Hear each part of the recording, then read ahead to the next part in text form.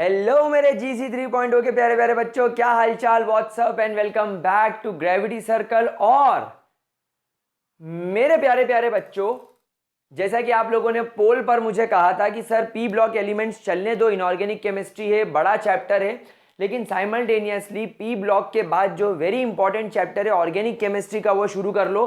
तो बस जैसा आपने बोला, जनता जनार्दन आपकी बात सराखों पर। तो चलिए शुरू करते हैं हमारा नया chapter, that is haloalkanes, hello alkanes and hello arenes. तो आज से हम लोग क्लास 12th GC 3.0 बैच का शुरू करने वाले हैं एक नया चैप्टर जिसका नाम है hello alkanes and hello arenes.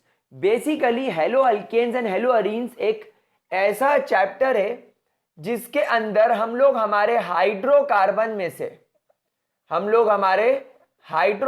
में से एक या एक से ज्यादा हाइड्रोजन को रिप्लेस करते हैं बाय अ हेलोजन। क्या बोला मैंने? हम लोग हमारे एक हाइड्रोकार्बन में से एक या एक से ज्यादा, बहुत सारे बच्चे इस बात में ये गलती कर जाते हैं, गलत समझ बैठते हैं कि यार एक ही हाइड्रोजन रिप्लेस होगा। नहीं, मिनिमम एक, मैक्सिमम तो आप 4 भी कर सकते हो, मतलब एक कार्बन में से। तो हाइड्रोकार्बन में से हाइड्रोजन रिप्लेस करके हेलोजन ऐड करके आपको यहां पर हेलो अल्केन मिल सकता है। क्या ये बात समझ में आ रही है प्यारे बच्चों? फॉर एग्जाम्पल, अगर आपके पास में एक अल्काइल ग्रुप है R और उससे H जुड़ा हुआ है, तो इसमें से आप एक हाइड्रोजन हटाकर अगर हेलोजन जोड़ते हो तो आपको मिलेगा RH, that is your hello alkane. क्या ये बात मेरे बच्चा लोगों को समझ में आ रही है? मेरे गुलगुलों को, मेरे बच्चों को एनी प्रॉब्लम किसी भी तरीके की? अगर यहां पर ये R एक एलिफेटिक चेन है, अगर ये R एक एलिफेटिक चेन है, तब ये आपके हेलो अल्केन की कैटेगरी में आएगा। लेकिन अगर ये R आपकी एरोमेटिक चेन हो जाए, अगर ये R आपकी एरोमेटिक रिंग हो जाए, तो फिर ये कहलाएगा आपका हेलो अरीन। तो फिर ये क्या कहलाएगा? आपका हेलो अरीन। फॉर एग्जाम्पल, मैं एक एग्जाम्पल करके बताऊं। जैसे मान लीजिए आपके पास में CH3F है, तो ये हेलो अल्केन की कैटेगरी में आएगा। अगर आपके पास में CH3C, CH3, CH3, CH2Cl है, तो ये भी आपके हेलो अल्केन की कैटेगरी में आएगा। लेकिन अगर आपके पास में एक बेंजीन की रिंग है और इससे अगर एक क्लोरीन जुड़ा हुआ है, तो ये हेलो अरीन की कैटेगरी में आएगा। अगर आपके पास में एक बेंजीन की रिंग है और अगर उसके ऊपर यहां पर एक हेलोजन, यहां पर एक हेलोजन, यहां पर एक हेलोजन है, तो ये भी हेलो अरीन की कैटेगरी में आएगा। अब मुझे कोई बता सकता है कि ये वाला कंपाउंड किस कैटेगरी में आएगा? हेलो अल्केन की हेलो अरीन? बेटा यहां पर ध्यान रखना, the halogen is attached to a carbon, carbon जो कि एक एलिफेटिक फॉर्म में है, तो ये हेलो अल्केन की कैटेगरी में आएगा। ये एक सब्स्टिट्यूएंट की तरह काम करेगा। तो ध्यान रखना, अगर हेलोजन डायरेक्टली बेंजीन रिंग से अटैच्ड है तो हेलो अरीन, और अगर हेलोजन और बेंजीन की रिंग में अगर एक कार्बन आ जाए तो फिर वो हेलो अल्केन की कैटेगरी में आ जाएगा। ठीक है, कोई परेशानी?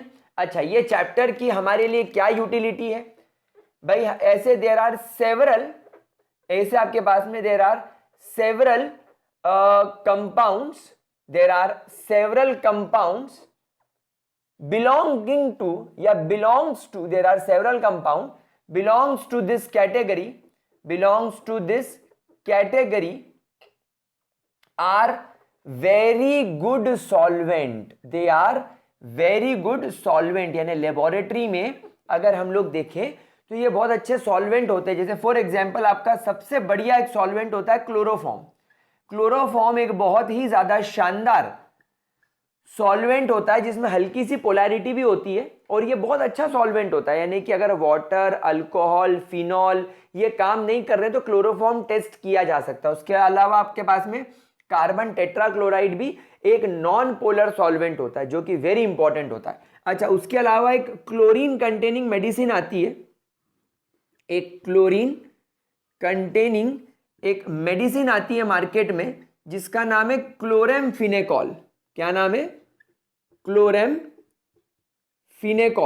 दिस क्लोरेमफिनेकॉल टैबलेट या medicine is used for the treatment of typhoid. Treatment of typhoid, ये टाइफॉइड के ट्रीटमेंट में काम आती है। उसके अलावा हमारी बॉडी दो प्रकार के हार्मोन्स प्रोड्यूस करती है, T3 एंड T4। ये दोनों hormones contains iodine in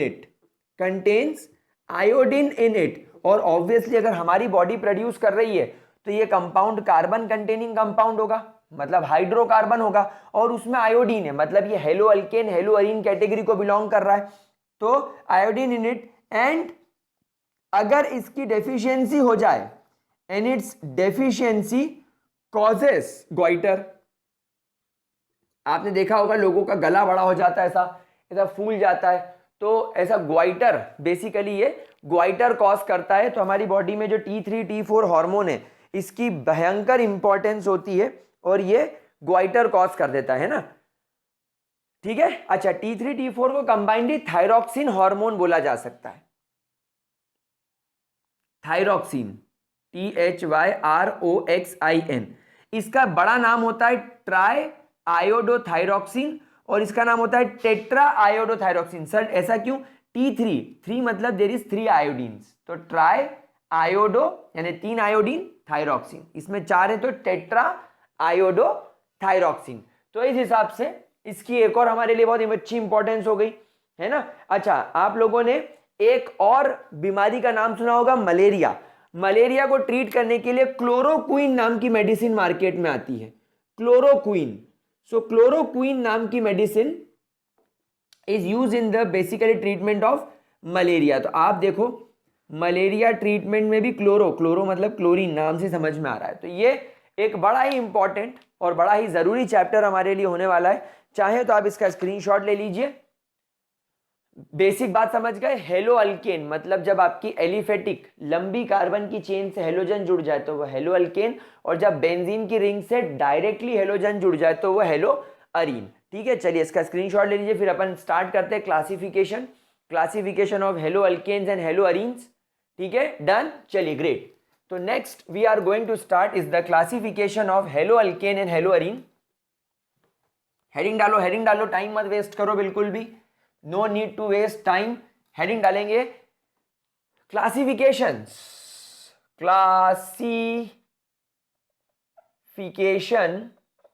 of halo alkane and halo Areen.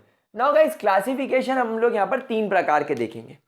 पहला क्लासिफिकेशन हम लोग देखेंगे on the basis of number of halogen, on the basis of number of halogens in it, on the basis of number of halogens in it. ठीक है, यानी कितने halogens है। तो सबसे पहले आएगा आपके पास में, मैं इसको 2 तरीके से क्लासिफाई करूंगा। सबसे पहला आपके लिए मैं लिखूंगा मोनो हेलाइट, दूसरा मैं लिखूंगा डाई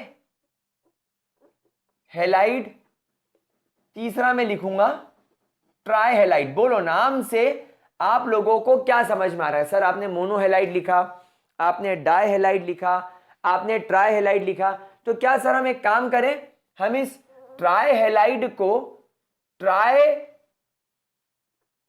हेलो अल्केन न लिख सकते हैं क्या? Try hello alkane. क्या हम इस डाई हेलाइड को डाई हेलो अल्केन लिख सकते हैं क्या? बिल्कुल लिख सकते हैं। और हम इसको मोनो हेलाइड को मोनो हेलो अल्केन लिख सकते हैं क्या? भाई मोनो का मतलब क्या समझोगे? 1, डाई का मतलब क्या समझोगे? 2, और ट्राई का क्या मतलब समझोगे? 3। चलिए सर एग्जांपल दीजिए। देखिए, तो मोनो हेलो अल्केन मतलब मान लीजिए तुम्हारे पास में एक कंपाउंड है और इस कंपाउंड के अंदर सिर्फ एक हेलोजन है, तो ये तुम्हारे मोनो हेलो अल्केन के अंदर आ गया। तो मोनो हेलो अल्केन को क्या बताएंगे? When there is only 1 halogen in your compound, when there is only 1 halogen. तो आप इसको लिख लीजिए, फॉर एग्जांपल CH3X, सबसे बेसिक। कितना ही बड़ा कंपाउंड हो, एक हेलोजन होना चाहिए। डाई के अंदर क्या होगा? When there are only 2 halogens, when there are only 2 halogens. भाई यहाँ पर क्या होगा, मान लो तुम्हारे पास में यहाँ पर CH2X2 है, मतलब यहाँ पर तुम्हारे कार्बन से क्या हुआ, मैं इसको एक्सपांड करके लिख के बताऊं क्या। देखिए ये 2 हाइड्रोजन हो गए और ये 2 हेलोजन यहाँ जुड़ गए, और बड़ा कंपाउंड भी हो सकता है, कुछ भी हो सकता है। एंड ट्राई के अंदर when there are only 3 halogens, when there are only 3 halogens C X X X और H, तो ये तुम्हारे ट्राई हेलोजन हो गए, ट्राई हेलो अल्केन हो गए। अच्छा, इसके बाद सर, इसके बाद आप लोगों को यहां पर एक और कैटेगराइज करना पड़ेगा, मोनो हेलो अरीन। दूसरा आपको कैटेगराइज करना पड़ेगा डाई हेलो अरीन्स, और तीसरा आपको कैटेगराइज करना पड़ेगा ट्राई हेलो अरीन्स। सर बस यहां पर मतलब हेलो अरीन आ गया, मतलब सर बेंजीन का ही होगा सर। हाँ बिल्कुल मेरे लाडलो, मतलब तुम्हारे जब बेंजीन के रिंग पे देयर इज ओनली 1 हेलोजन तो ये मोनो हेलो अरीन की कैटेगरी में आ जाएगा। जब तुम्हारे बेंजीन के रिंग पर देयर आर 2 हेलोजन्स तो ये डाई हेलोजन की कैटेगरी में आ जाएगा। और जब तुम्हारे हेलोजन बेंजीन के रिंग के ऊपर 3 जगह पर होंगे तो ये ट्राई हेलो अरीन की कैटेगरी में आ जाएगा। तो ये हो गया मेरे प्यारे बच्चों तुम्हारा पहला classification on the basis of number of halogen. ठीक है, कोई दिक्कत, कोई परेशानी? चलिए सेकेंड क्लासिफिकेशन की तरफ चलते हैं। बहुत ही बढ़िया, बहुत ही इजी एंड बहुत ही ज़्यादा शानदार क्लासिफिकेशन है मेरे हिसाब से। अब आप लोगों को एनसीईआरटी से एक ऑब्जेक्टिव क्वेश्चन यहां से बनेगा। अब एक ऑब्जेक्टिव क्वेश्चन बनने के यहां पर पूरे पूरे चांसेस हैं। तो अब का जो क्लासिफिकेशन है, अब इसको जरा ध्यान से देखिएगा। तो अगला है is the classification of the compounds containing sp3 hybridized carbon halogen bond. मतलब टेक्निकली यहां पर तुम्हारा हेलोजन जिस कार्बन से जुड़ रहा है वो कार्बन का हाइब्रिडाइजेशन क्या होना चाहिए, sp3। तो सबसे पहले इसके अंदर जो आपके पास में आता है वो आता है आपके अल्काइल हैलाइड्स, वो आते हैं आपके अल्काइल हैलाइड्स। ऑब्वियसली आपके अल्काइल हैलाइड्स मतलब हेलो अल्केन। हेलो अल्केन के अंदर आपका जो कार्बन होता है वो sp3 हाइब्रिडाइज होता है। सर sp3 हाइब्रिडाइज्ड कार्बन की कोई ट्रिक बता दो। तो हमेशा ध्यान रखना, when carbon contains all single bonds, मतलब कार्बन के टोटल 4 बॉन्ड्स हो और वो चारों के चारों सिंगल बॉन्ड हो, तब जाकर वो sp3 हाइब्रिडाइज्ड कार्बन बनता है। तो गाइस इसमें सबसे पहला कार्बन आता है आपके पास में प्राइमरी अल्काइल हैलाइड्स। सबसे पहले कौन आते हैं आपके पास में, प्राइमरी अल्काइल हैलाइड्स। फिर सेकेंड कौन आते हैं आपके पास में, सेकेंडरी या 2 डिग्री अल्काइल हैलाइड्स। इसको 2 डिग्री को सेकेंडरी अल्काइल हैलाइड्स पढ़ते हैं। और तीसरे आते हैं आपके पास में 3 degree alkyl halides. 1 degree alkyl halides यानी प्राइमरी, जिस 2 डिग्री मतलब सेकेंडरी एंड 3 डिग्री मतलब टर्शियरी। अब सर इसका क्या मतलब, देखो ध्यान से सुनना। जब आपके कार्बन से 2 हाइड्रोजन कनेक्टेड हो, ध्यान से सुनिएगा, जब आपके कार्बन से 2 हाइड्रोजन कनेक्टेड हो, मतलब कार्बन की 2 वैलेंसीज किसने सेटिस्फाई कर रखी हो, हाइड्रोजन ने, और इस कार्बन से मात्र एक अल्काइल ग्रुप जुड़ा हुआ हो। This R can be any alkyl group, it can be any alkyl group. Sir alkyl group मतलब क्या बोल सकता हूं मैं, आप मिथाइल रख दो CH3, आप इथाइल रख दो C2H5, आप प्रोपाइल रख दो C3H7, आप ब्यूटाइल रख दो C4H9, आप यहां पर बेंजीन का रिंग लगा दो, कोई फिक्र वाली बात नहीं। लेकिन राइट नाउ R का मतलब can be any alkyl group. तो जब एक कार्बन जिसकी 2 वैलेंसीज हाइड्रोजन ने सेटिस्फाई करी हो और एक वैलेंसी अल्काइल ग्रुप ने सेटिस्फाई करी हो, ऐसे कार्बन को प्राइमरी कार्बन बोला जाता है। ऐसे कार्बन को प्राइमरी कार्बन बोला जाता है। और इस कार्बन से जब आपका हेलोजन जुड़ जाता है तो this compound is called as primary alkyl halide. Similarly अब अगर आपके पास में एक कार्बन है और इस कार्बन से सिर्फ एक ही हाइड्रोजन जुड़ा हुआ है, नाउ हाइड्रोजन का नंबर कम हो गया और अब आपके पास में यहां पर एक नहीं बल्कि 2 अल्काइल ग्रुप आ गए। यहां पर ध्यान रखिएगा R and R dash may be same और R and R dash may not be same. मतलब हो सकता है ये भी मिथाइल हो, ये भी मिथाइल हो, ये इथाइल हो, ये भी इथाइल हो, ये रिंग हो, ये भी रिंग हो, ये प्रोपाइल हो, ये भी प्रोपाइल हो, या हो सकता है ये इथाइल हो तो ये मिथाइल हो, अलग भी हो सकते हैं। सो ये R और R dash may be same, may be different, and this is your halogen. So this is your, this carbon will become your secondary carbon. ये कार्बन बन जाता है आपका secondary carbon. And tertiary alkyl halide की तरफ चलते हैं तो यहां पर आपके पास में आप एक भी कार्बन दिखाई नहीं देगा। इनफैक्ट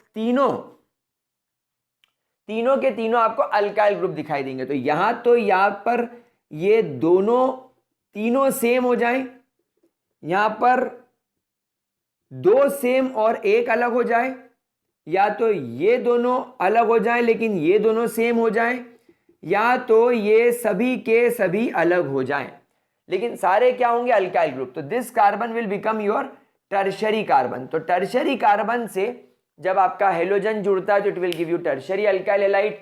सेकेंडरी कार्बन से जुड़ेगा तो सेकेंडरी अल्काइल हैलाइड, और प्राइमरी से जुड़ेगा तो प्राइमरी अल्काइल हैलाइड। क्या ये बात समझ में आ गई प्यारे बच्चों? एक स्टार बना के पॉइंट लिख लो, एक स्टार बना के पॉइंट लिख लो। एक मिथाइल भी होता है, मिथाइल हैलाइड भी एक होता है। सर मिथाइल हैलाइड में क्या होगा, कार्बन से एक भी अल्काइल ग्रुप ना अटैच्ड हो, तीनों हाइड्रोजन और एक हाइड्रोजन जुड़ जाए तो ये मिथाइल हैलाइड बन जाता है। ठीक है, ये भी ध्यान रख लो भाई, कभी कभी बच्चों के मन में सवाल आता है और आना भी चाहिए, क्योंकि तुम गुलगुले हो और मेरे बकुड़े हो, इसीलिए तुम्हारे मन में ये सवाल आना चाहिए। बोलो, तो अल्काइल हैलाइड क्लियर हो गया सबको? प्राइमरी सेकेंडरी टर्शियरी देखना है, नॉमेनक्लेचर में भी काम में आएगा। हाँ, ये कार्बन को पहचानना आना चाहिए तुम लोगों को, आप लोगों को ये कार्बन को पहचानते आना चाहिए कि भैया ये कौन सा कार्बन है, प्राइमरी है, सेकेंडरी है या टर्शियरी है। खैर इस पर तो कोई ज्यादा खास सवाल नहीं आएगा। सवाल अब आएगा अलाइलिक और बेंजाइलिक पर। तो क्या मैं इसको रब कर दूं? चलिए ग्रेट। अल्काइल हैलाइड समझने के बाद इसके अंदर दो और कैटेगरी आती है, एक आती है तुम्हारी अलाइलिक और एक आती है तुम्हारी बेंजाइलिक। तो second category is allylic halides and second is your benzylic halides, allylic halides and benzylic halides. Now allylic halides का मतलब क्या होता है, आपका कार्बन जो कि नो डाउट सारे सिंगल बॉन्ड कंटेनिंग है, मतलब ये कार्बन डेफिनेटली sp3 हाइब्रिडाइज्ड है और इस कार्बन से तुम्हारा हेलोजन भी जुड़ा हुआ है। लेकिन ये कार्बन जो sp3 हाइब्रिडाइज्ड है, ये एक ऐसे कार्बन से जुड़ा हुआ है जिसके पास में एक डबल बॉन्ड है, मतलब ये कार्बन तुम्हारा sp2 हाइब्रिडाइज्ड। देखो एक सीधी सी ट्रिक याद रखना, लाइफ टाइम याद रखना, अगर एक कार्बन के पास में चारों बॉन्ड सिंगल हो मतलब ये डेफिनेटली sp3 हाइब्रिडाइज्ड है। ट्रिक है ये। अगर एक कार्बन के पास में दो सिंगल और एक डबल बॉन्ड आ जाए तब ये sp2 हो जाएगा, और अगर कार्बन के पास में ट्रिपल बॉन्ड आ जाए तो ये sp हो जाएगा। तो अलाइलिक वाले केस में क्या होगा, when your halogen is attached with a sp3 hybridized carbon, but that sp3 hybridized carbon is attached with a sp2 hybridized carbon. So ये जो कंपाउंड बन के आया that will be your allylic halide. क्या ये बात समझ में आ गई? जब आपका halogen is attached with an sp3 hybridized carbon directly, but that carbon is attached with sp2 hybridized carbon, this compound will be called as allylic halide। ऐसे compounds को allylic halides बोला जाता है। now sir benzylic का मतलब क्या है? now again in benzylic आपका कार्बन इस sp3 हाइब्रिडाइज्ड, आप खुद ही देख लो, इस कार्बन के पास में चारों बॉन्ड सिंगल है and this is your halogen. तो ये हो गया तुम्हारा halogen. Now this carbon is basically attached to a carbon which is sp2 hybridized. लेकिन ये कार्बन किसका है? ये कार्बन एक बेंजीन की रिंग का है। ये कार्बन एक बेंजीन की रिंग का है। Now this carbon is basically belongs to the benzene ring. This carbon basically belongs to benzene ring, इसीलिए इसको बेंजाइलिक हैलाइड बोला। मतलब जो कार्बन sp3 हाइब्रिडाइज्ड है उसी कार्बन से आपका हेलोजन जुड़ा हुआ है। तो जिस कार्बन से आपका हेलोजन जुड़ा हुआ है वो कार्बन तो sp3 हाइब्रिडाइज्ड है, लेकिन वो कार्बन किससे जुड़ा हुआ है? वो कार्बन आपके बेंजीन के sp2 हाइब्रिडाइज्ड कार्बन से जुड़ा है। एंड गाइस आप लोग खुद देख लो, बेंजीन में हर कार्बन sp2 होगा, क्योंकि हर कार्बन के पास में you will be observing a double bond. हर कार्बन में you will be observing a double bond. तो इसके अंदर हर कार्बन आपका sp2 हाइब्रिडाइज्ड होगा। कोई परेशानी, कोई दिक्कत प्यारे बच्चों? Any problem? देख लीजिए आराम से देख लीजिए। अच्छा, एक पॉइंट मैं आपको सिखा दूं। जैसे अगर मान लो इसकी दो वैलेंसीज ये अगर हाइड्रोजन से सेटिस्फाई हो जाती है, so that will be your primary benzylic halide. Carbon की जब दोनों वैलेंसी हाइड्रोजन से सेटिस्फाइड हो, ठीक है। अगर मान लीजिए यहां पर एक H की जगह एक R आ जाए, so now it will become your secondary benzylic halide. और अगर यहां पर दोनों R आ जाए तो it will become your tertiary benzylic halide. तो इस बात का ध्यान रखना, ठीक है। When both the valencies are R and R dash, one H and one R and both H and H, ठीक है। इस बात का ध्यान रखिएगा। चलो इसको नोट करो। फिर यहां पर अलाइलिक में से सवाल आ सकता है, ठीक है। चलो आगे बढ़े। चलिए, नाउ तीसरा classification is basically based on क्या? जब आपका हेलोजन एक ऐसे कार्बन से अटैच्ड हो जाए जो कि sp2 हाइब्रिडाइज्ड है। So now the classification will be based on the compounds that have carbon halogen bond where the carbon is sp2 hybridized. कोई दिक्कत, कोई परेशानी? अच्छा, इसमें सबसे पहले आता है तुम्हारा